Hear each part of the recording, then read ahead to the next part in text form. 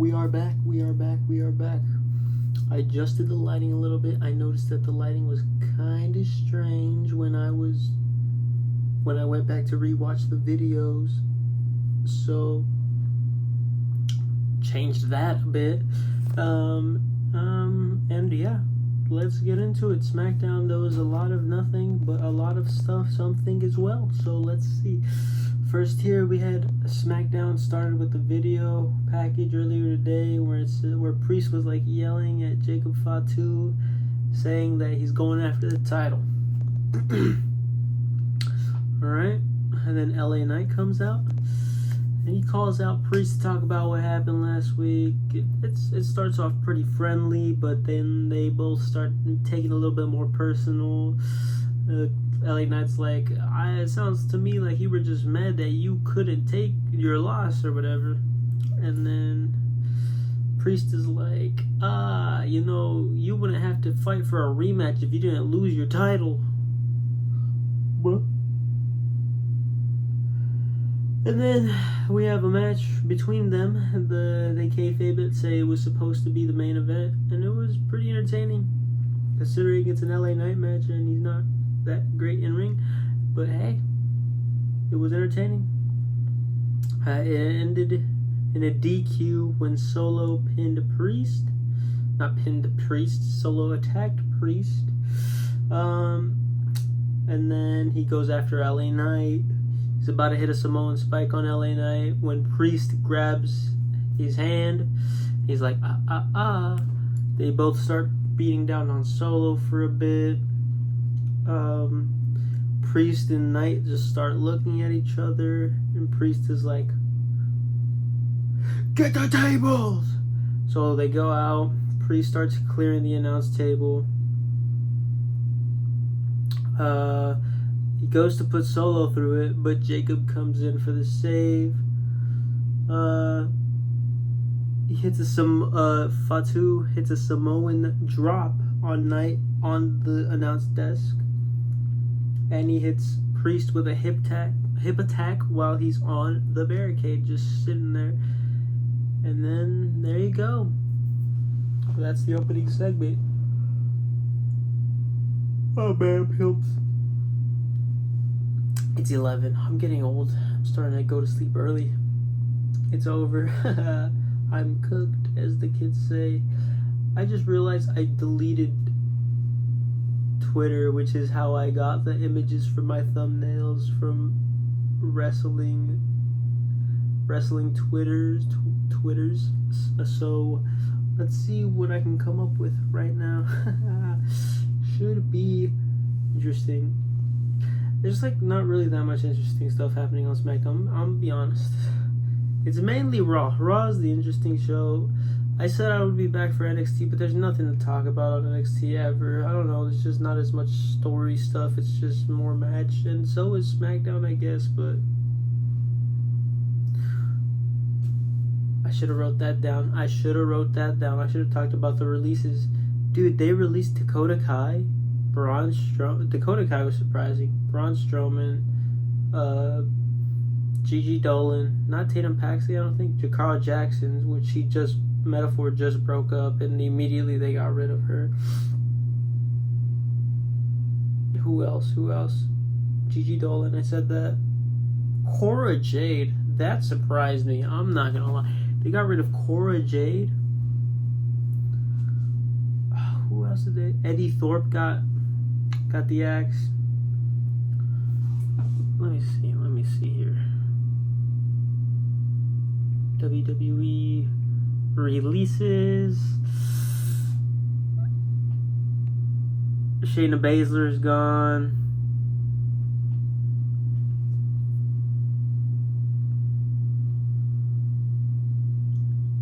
The Party Twins.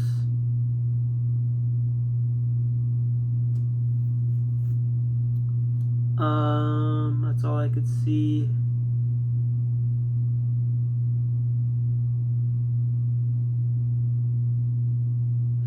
But yeah, Cora Jade was surprising. Okay, back to our regularly scheduled program. We have a Fraxium interview. they're just saying, "Oh, we're happy to be here," type stuff to Byron. When Pretty Deadly come in and they're like, "Oh, we wanted to see if you guys are really as good as we do. You know?" And they're like, "We want to see it firsthand, so we have a match." And then after that, Michin and B-Fab are in the Smackdown locker room in the Nick Aldis's locker room, whatever. And then they're like, "We want a tag title shot whenever Liv and Raquel come back." They're gonna be gone for like 6 weeks. The women's tag division, I know it's already dead, but it's dead now. It's like, what the hell? They're not even trying. Honestly, as much as I hate to say it, I think they should retire those titles. They don't use them anyways. They can just use the women's mid-card belts to continue to put women on, because the tag division is not working out very good. In theory, great. But when they don't put in the effort to make it great, so why have it, which is unfortunate, but oh well. But after that, Chelsea comes in. She's wearing all black. And Chelsea is phenomenal. She was basically doing her best Trump impression here, and it was hilarious. The line that I got here, I forgot what she said before this, but she told Nick Aldis, "You're not even from here," meaning the United States. And then Nick Aldis was like, "Neither are you, or you." And then that cracked me up. That popped me. And then he's like, Piper is going to have a match against Zelina Vega. And if she wins, she might have a chance at the U.S. title. And then Chelsea just faints as they catch her, and which was hilarious. Damn, I'm almost done with the notes already. We get a Nia Jax promo where she sounded like she just got back from being sick. She sounded like a sick person does. And she just basically says she wants her title back. Tiffany comes out, says she never backs down from a fight. She'll defend her title anywhere against Nia. And the crowd just loves Tiffany at this point. She is so over. It is insane. I'm not gonna lie. We'll see. We'll see. See what happens there. What happens? And then Naomi comes out. My bad, yo. She says Nia and Tiffany both made her life hell, and she wants the title. She wants the title. Jade Cargill comes out, and then she just starts brawling with Naomi. And Jackson Stratton start to brawl.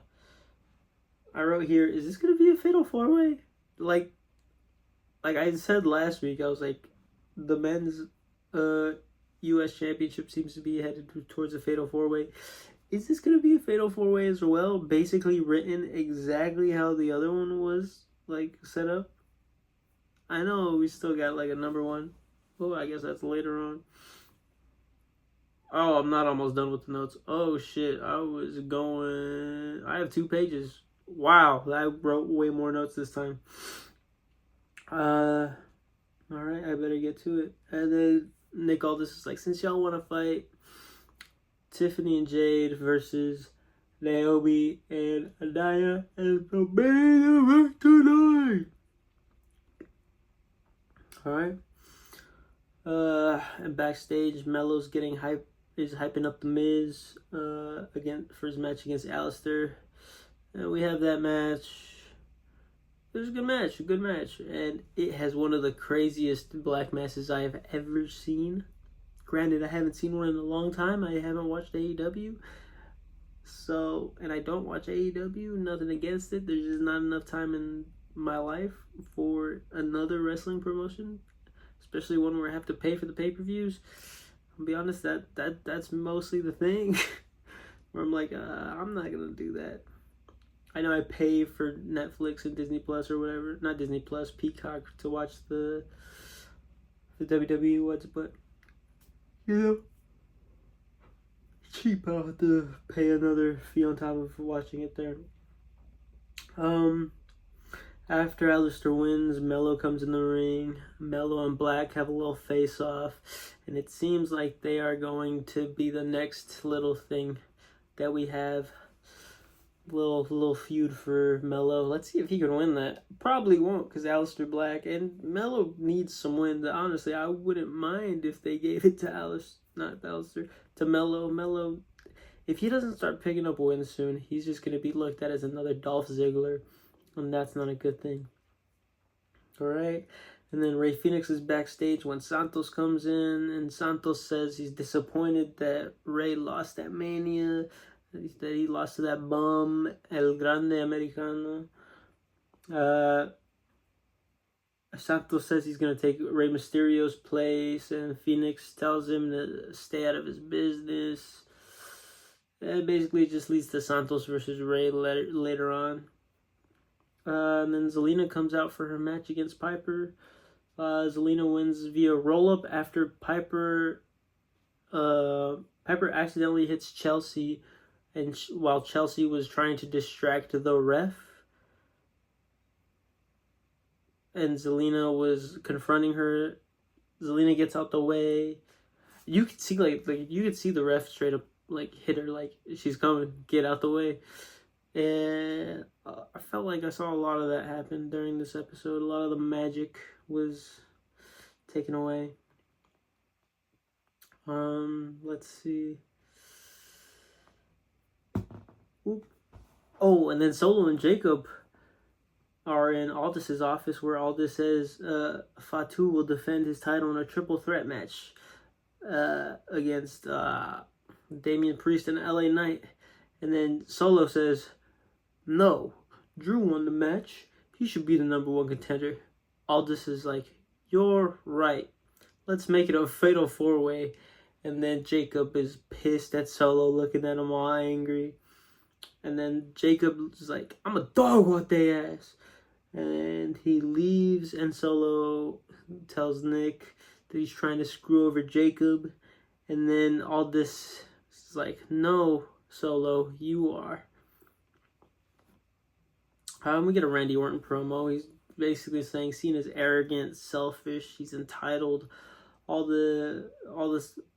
Cena cares about is his bottom line.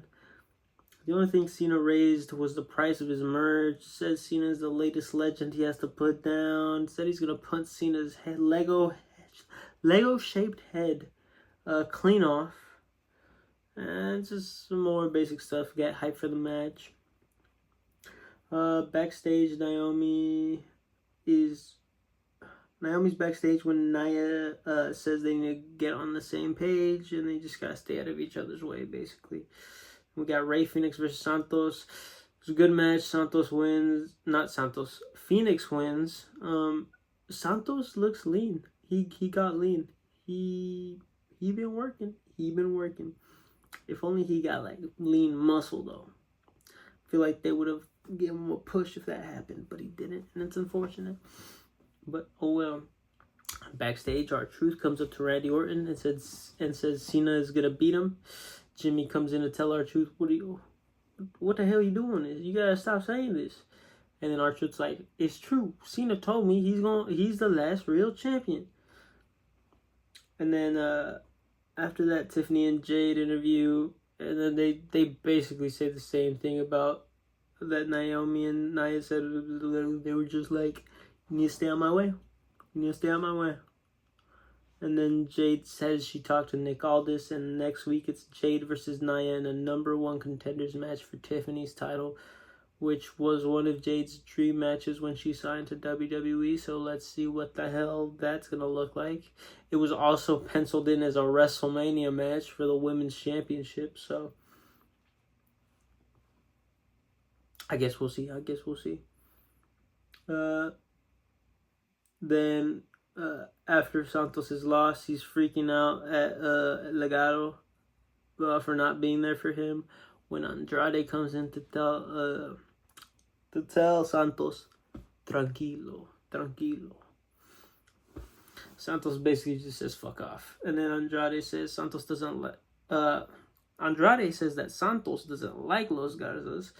Santos doesn't have honor or respect. And then Santos tells Los Garzas, let's get out of here. Angel leaves, but Berto's like looking at Andrade like he agrees, and he's staying behind a little bit. And then Santos yells at him, "Get over here now!" or whatever. And we have the main event: Nia and Naomi versus Jade and Tiffany. Oh fuck, I forgot to say that. Whatever, I just circle back to that. Nia and Naomi aren't on the same page in the finish. Nia's about to finish Tiffany off when Naomi tagged herself in. Tiffany tags in Jade after a little comeback.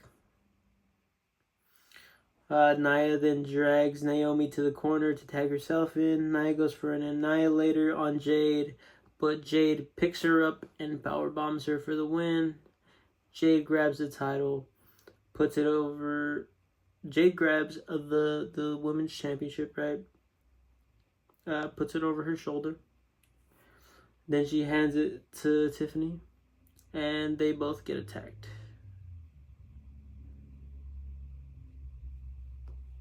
Yeah. Do they both get attacked? I don't remember. Jade gets attacked by Naomi. Okay, so Naomi attacks Jade, pushes her. Jade goes running. With her momentum, she gets pushed into Tiffany, so I think that's what that meant. But I meant to say, I knew it was a fatal 4-way, and we got a fatal 4-way for the men's U.S. Championship. I predicted that last week, and I got it right. And that was Smackdown. Okay show.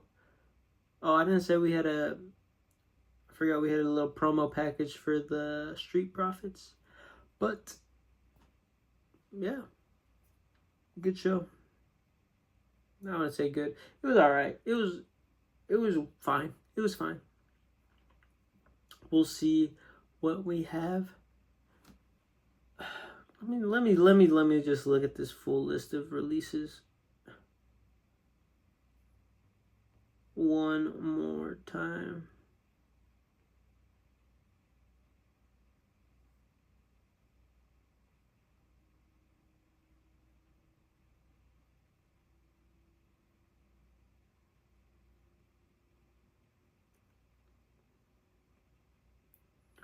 Alright. Braun Strowman, Dakota Kai, Shayna Baszler, Kaden Carter, Katana Chance, Cora Jade, Gigi Dolan, Eddie Thorpe, Shakara Jackson, Riley Osborne, Joe Coffey, Mark Coffey, Wolfgang. So sucks for all of them. I hope they're able to get something. Cora, I hope you can go to TNA, do something. Anything, please. Shayna Baszler, go to NXT. Not NXT. TNA. Because God knows. Okay, listen, I don't know. I'm not going to say that. I don't know if AEW uses their women division anymore. Or if they continue to not. But yeah, that was it. That's it. Interesting day for professional wrestling. Alright, guys. See you later. Peace.